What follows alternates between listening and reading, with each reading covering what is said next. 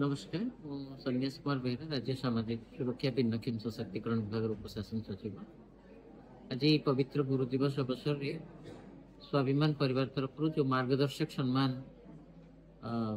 उत्सव आयोजित उत्सव रे दिव्यांग शिक्षक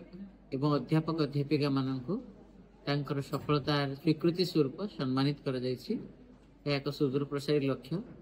एवं प्रथम थर पे आम राज्य में गोटे कार्यक्रम स्वाभिमान पक्षर संचालित हो स्वाभिमान परिवार को हार्दिक कृतज्ञता जनाऊँगी एवं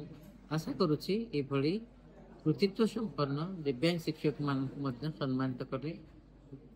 सामग्रिक जीवन में यार प्रतिफलन हम एवं सम्मिलित शिक्षा बा इनक्लूसिव एजुकेशन क्षेत्र में से ग्रहणीयता वृद्धि प्राप्त हेबु बोली मोर आशा तथा विश्वास।